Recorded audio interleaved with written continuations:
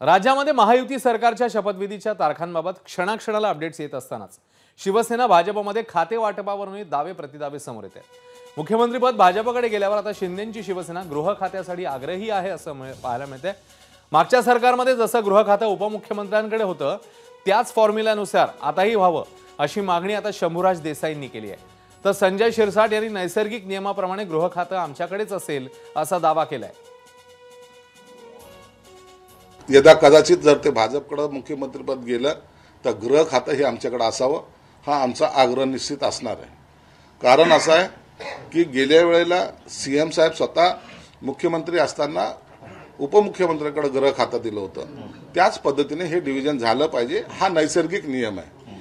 आग्रह यासाठी नाही की आम्हाला या खातं मिळाल्यामुळे काहीतरी मोठा हे होणार आहे, परंतु मला वाटतं एखादा डॅशिंग नेता जर पुन्हा जर त्या खात्याकडचा नेतृत्व जर केलं तर महाराष्ट्रामध्ये हे काही जातीय दंगली असतील किंवा जे काही सर्व चालतंय ते शांतता सुव्यवस्था राखण्याचा प्रयत्न जरूर त्या खात्यामार्फत होऊ शकतो।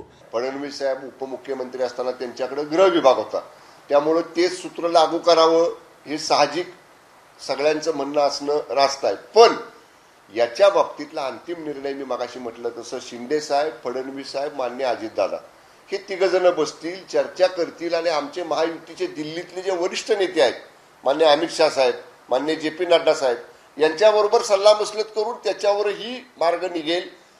आमच्या महायुतीमध्ये मंत्रिपदाच्या संख्येवरनं, मंत्रिपदाच्या खातेवाटपावरनं कुठेही रस्सी केस नाही, कुठेही चढाओढ नाही। हे बघा, गृह मंत्रालय हे मागच्या वेळेला जसं फडणवीस DCM होते त्यावेळेला त्यांच्याकडे होतं तसं असं आम्हाला आता वाटतंय की ते आमच्याकडे यावं। त्यात चुकीचं काय? म्हणजे तुम्ही मान्य केलं DCM तुम्हाला पाहिजे पण म्हणून आता जे साहेबांनी निर्णय घेतील तो मुख्यमंत्री साहेबांनी जो निर्णय घेतलेला आहे त्या निर्णयाशी आम्ही सगळे बांधील आहोत। तो निर्णय काही का असेना।